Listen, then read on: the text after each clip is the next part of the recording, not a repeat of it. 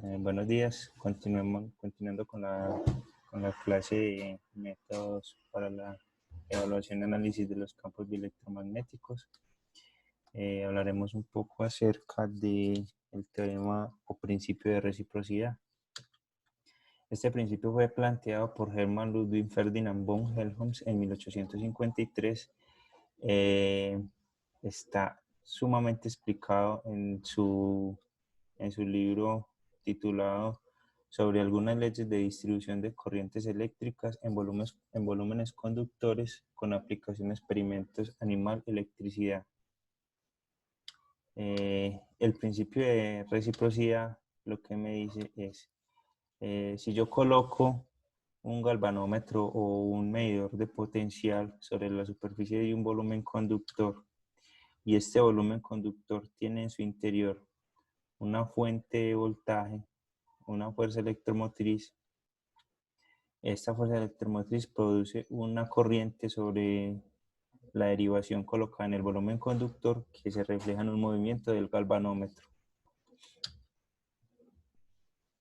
Si nosotros reemplazamos el circuito del galvanómetro por una fuente de potencial o una fuerza electromotriz, lo que haremos es que en el interior del volumen conductor obtendremos una corriente, ¿sí? O sea, es lo mismo.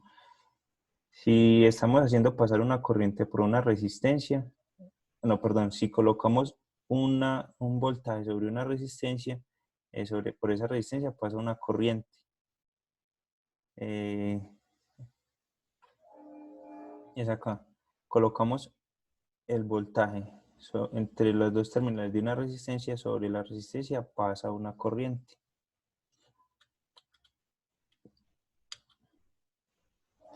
El teorema de reciprocidad lo único que me dice es que esa corriente producida por la fuente de potencial en el interior del volumen conductor es igual a la corriente producida por el potencial colocado en el exterior del volumen conductor.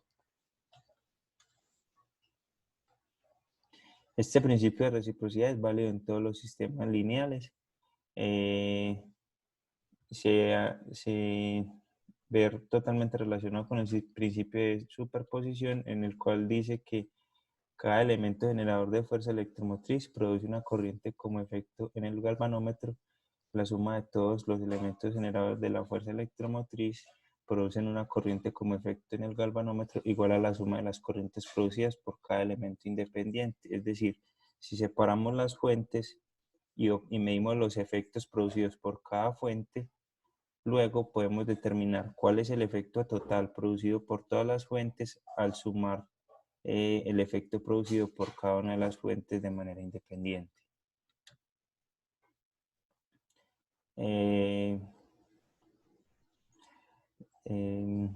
Esto de otra manera lo que me dice es, si yo en el interior del cuerpo tengo una fuerza electromotriz, en este caso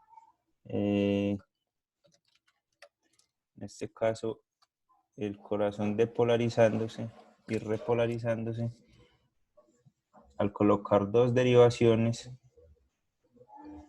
al colocar una derivación de medición, podemos hacer circular una corriente por esa derivación y medir el potencial medido por esa derivación. Al mismo tiempo, si extraemos esa fuerza electromotriz en el interior del cuerpo y lo que provocamos es que esa fuerza electromotriz sea en el exterior, nosotros lo que haremos es que produciremos una corriente que ingresa al cuerpo y en el interior donde se encuentra la fuente se produce una corriente. El teorema de superposición lo único que dice es que esta corriente producida por la estimulación eléctrica en el exterior es igual a la corriente producida por la fuente eléctrica en el interior y la cual nosotros estamos midiendo. Entonces el teorema de reciprocidad nos da cuentas de cómo el proceso de medición en un sistema lineal es idéntico al proceso de estimulación. Entonces, bajo este principio de reciprocidad se han diseñado tanto los sistemas de medición para las variables fisiológicas como los sistemas de estimulación eléctrica que nosotros conocemos convencionalmente.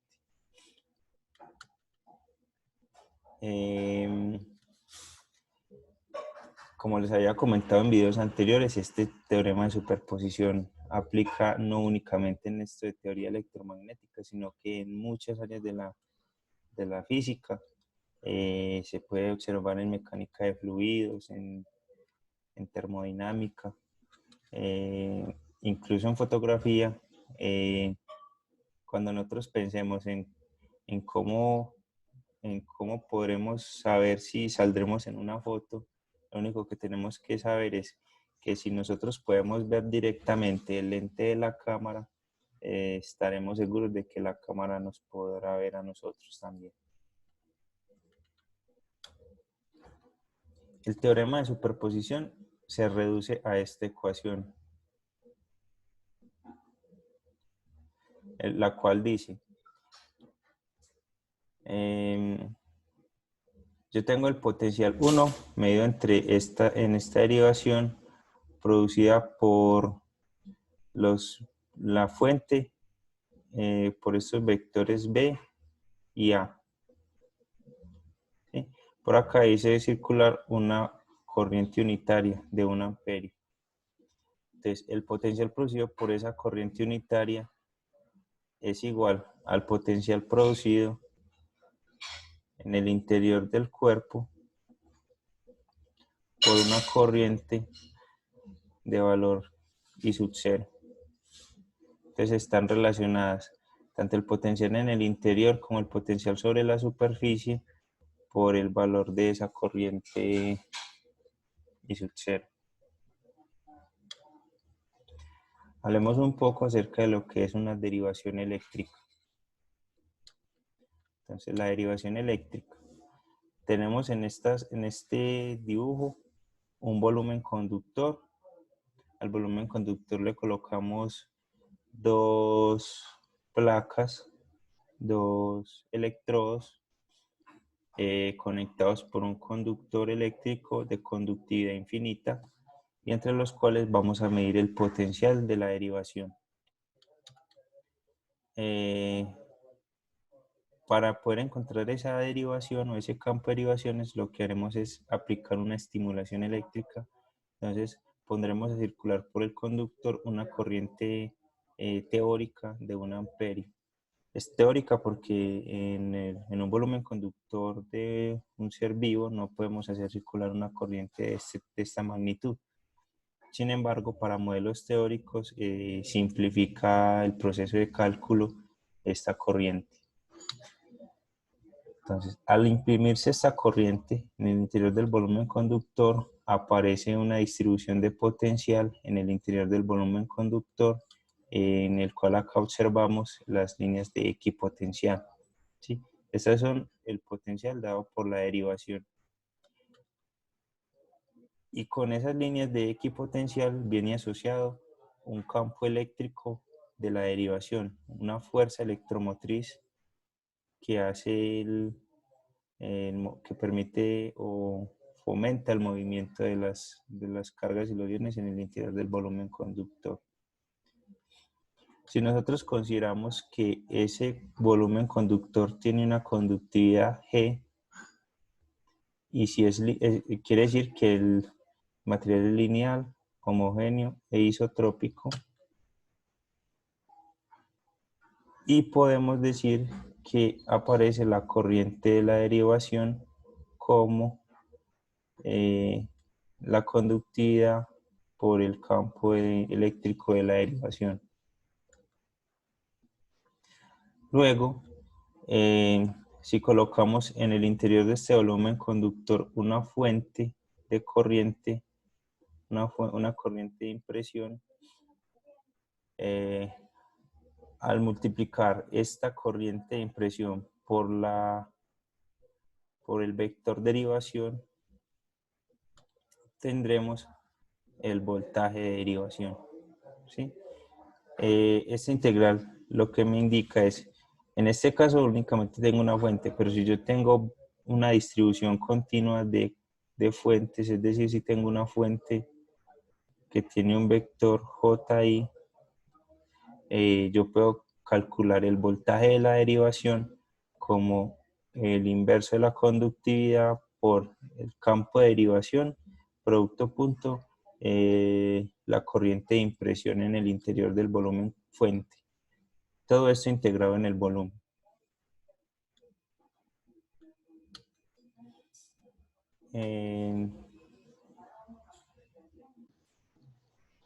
Ahora evaluaremos cuál es el campo de derivación ideal para la determinación del momento dipolar eléctrico en un volumen fuente. Entonces acá como condiciones previas tenemos que la fuente debe ser un volumen fuente y el conductor es un conductor infinito y homogéneo. Vamos a suponer estas dos condiciones. Para esto tomaremos en cuenta el teorema de reciprocidad y definiremos la densidad de flujo de la fuente como esto. ¿De dónde sale esta ecuación? Entonces, nosotros tenemos que la corriente total es igual a la integral de superficie de la densidad de corriente por el dA. Que esto a su vez lo podemos llamar por medio del teorema de Green como la integral sobre el volumen de la divergencia del J en el volumen. Al diferenciar esto en el volumen, lo podemos llamar densidad de flujo de la fuente, y esto nos quedaría igual a menos la divergencia de la fuente, nos queda igual a menos la divergencia de la fuente, ¿sí? Entonces, la densidad de flujo de la fuente es igual a menos la divergencia de la densidad de corriente de impresión. Por otro lado, tenemos que el vector P es igual a la corriente por el vector distancia, ¿sí? Que esto a su vez se puede expresar como el vector posición por la densidad de corriente, densidad de corriente de la fuente, integrado en el volumen, ¿sí? Esto es convertir esta ecuación en una integral de volumen cuando tenemos un volumen fuente y no tenemos un dipolo puntual, sino que tendremos una distribución de dipolos en una fuente. Esto quiere decir que el dipolo resultante de la fuente es la suma de todos los dipolos en el interior de la fuente. O sea, cada uno de los elementos de dipolo puntuales en el interior de la fuente. Y esto se puede lograr debido al teorema de superposición. Luego, debido a que el vector R tiene componentes en todas las direcciones del espacio en X, Y y Z, el momento dipolar también tiene estas componentes en todas las direcciones. Por tanto, se puede descomponer ese vector R en sus tres direcciones, quedando de la siguiente manera. Vector P igual a la componente del vector R en dirección X por la fuente, lo mismo en dirección Y y lo mismo en dirección Z. Para efectos de la solución, únicamente tomaremos la componente en dirección X y de manera similar se haría para las otras tres componentes. Entonces acá examinemos únicamente la componente en X, ¿sí? Entonces tenemos que I sub F, ya lo hemos definido, es igual a menos la divergencia del J sub I, ¿sí? Entonces reemplazando eso queda esta. ¿Listo? Luego por teoremas del cálculo vectorial tenemos que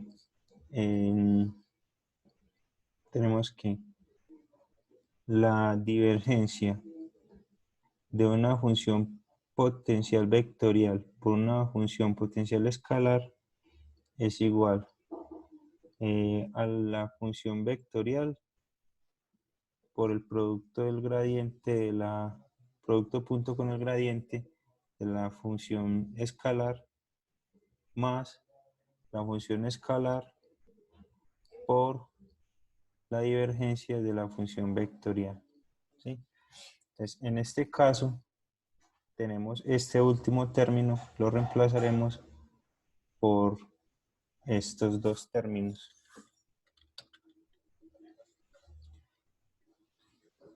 Eh,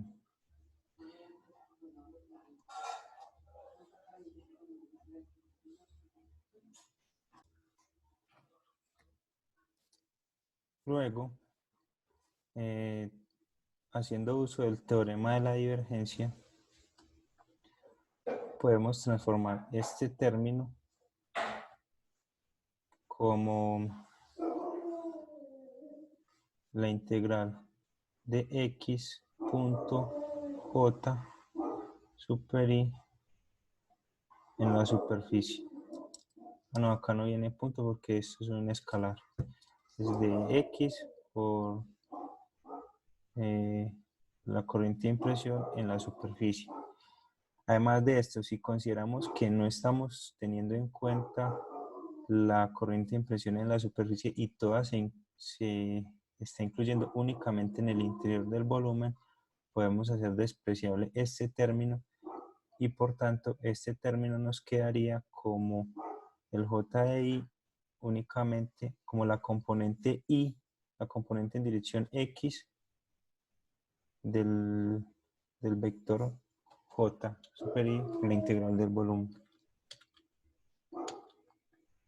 Entonces nos quedaría de esta manera. Entonces, la componente del vector momento dipolar eléctrico, el momento dipolar de corriente es igual a la integral sobre el volumen de la fuente de la componente X de la corriente de impresión.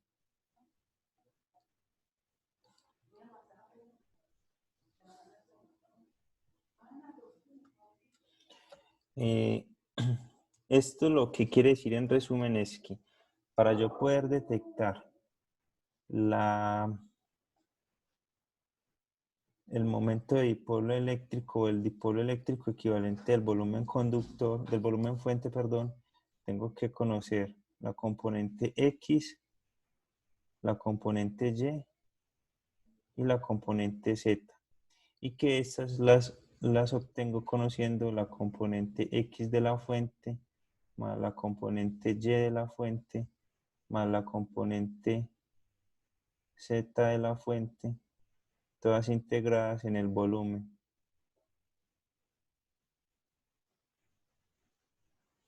¿Sí?